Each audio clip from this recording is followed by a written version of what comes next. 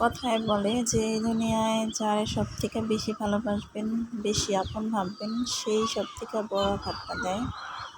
তো যাই হোক, আসসালামু আলাইকুম, সবাই কেমন আছেন? আশা করি সবাই ভালো আছেন, আমিও ভালো আছি আলহামদুলিল্লাহ। তো আজকে আমি কি করি সকালবেলা ওঠা, সেগুলোই আপনার সাথে শেয়ার করব সারাদিনের। তো ভাববেন যে এই মেয়েটা এতটুক বাচ্চা কীভাবে নামাই দিছে। তো আমাদের এখানে প্রচুর পরিমাণ রোদ উঠে, সারা দিন এত রোদ উঠে যে আমরা ঘর থেকে বেরোতে পারি না। তো এখন সকাল 6টা বাজে, একদম ভোর। তো এই সময় মাটিটা অনেক ঠান্ডা থাকে। আগের মানুষ বলে যে মাটির রস নাকি অনেক ভালো বাচ্চাদের জন্য। তো আমরা তো সারা দিন মাটি এত গরম হয়ে থাকে, আমার মেয়েটারে নিচে নামানোই যায় না। আর ও মাত্র হাঁপুর পরা শিখছে, তো ও মনে করেন কোলে থাকতে চায় না। তো সকালবেলায় আমরা আধা ঘন্টা একটু নামাই দিয়ে রে। তো যাই হোক, আমাদের যে কাজগুলো সকালবেলা আমরা প্রথমে উঠে করি, উঠান ছুড়ি, চুলার ছাই ফেলাই, তারপরে গরুর যে খাবারটা সেটাই সবার প্রথম দিতে হয়। এই দেখেন আমি গরুর ঘাসগুলো কাটতেছি, এগুলো এখন গরুরে খাইতে দিতে হবে। আমাদের মানে গ্রামের বাড়ি, গ্রাম দেশ যেগুলো করে আর কি, প্রতিদিনের কাজ আমার এগুলো আমরা প্রতিদিনই করি।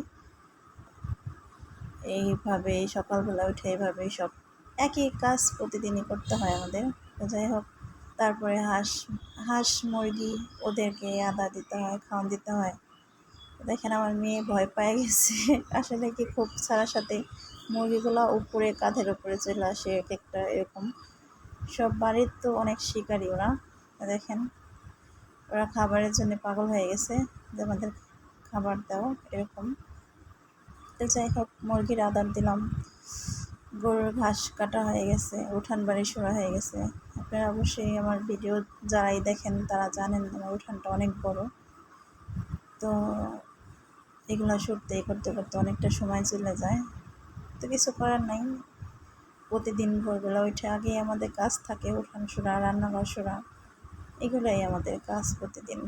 তারপরে হলো রান্না বাড়া, কারণ আমি তো আপনাদের আগের ভিডিওতে বলছি যে আমার শ্বশুরবাড়ি প্রতিদিন সকালে রান্না করতে হয় গরম ভাত, গরম তরকারি, আবার বিকেলে রান্না করতে হয়, এরকম 2 বেলায় রান্না করতে হয়, মানে ভাত এরকম খায় এরকম, এটাই। তো এখন আমি চলে আসলাম আমাদের সবজি খেতে। তো এখান থেকে আমি কিছু সবজি নেব।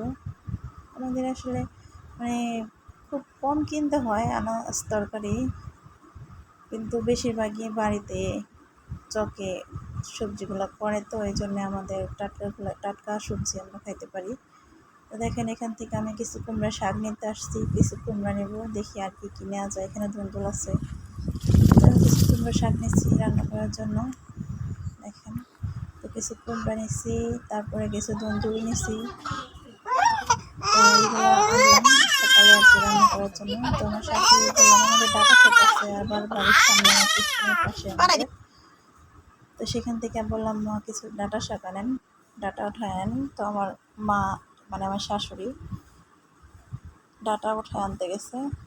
তো আজকে আমাদের অনেক কাজ, কারণ আমাদের ধান উঠছে, আমাদের ধান বাড়ি ভরা পালা দেওয়া, সেগুলো আজকে মলন হবে। মলন আপনারা কি জানেন জানি না, মানে ওইটার মলন ট্রাক্টর দিয়া, এদেশে নাঙ্গল বলে, অনেকে ট্রাক্টর বলে, সেটা দিয়ে ধান মলন দেয়। তো আমরা তাড়াতাড়ি সব কাজ করতেছি যে আজকে ধান করবো, কারণ কালকে ধান আনার সাথে সাথে এত বৃষ্টি হয়েছে, ভয় পেয়ে গেছি সবাই। যাই হোক, আমাদের সব কাজ হয়ে গেছে, আমরা অনেক তাড়াতাড়ি সব শেষ করছি আমাদের ধানগুলোর জন্য, কারণ আজকে অনেক রোদ উঠছে। এই রোদকে আমার শ্বশুর বলতেছে একদিনেই সব সারে ফেলাবে, কারণ বৃষ্টির কথা বলা যায় না।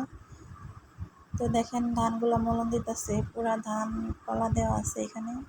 আমাদের এই ধানগুলো মানে সব শেষ করতে করতে একদম পুরা সন্ধ্যার আজান দিয়ে দিছিল।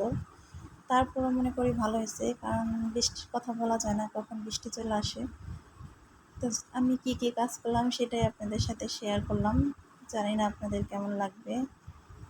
তো দেখেন কিভাবে আমাদের এখানে ধান মলন দেয়, এটা ধান মলন বলে।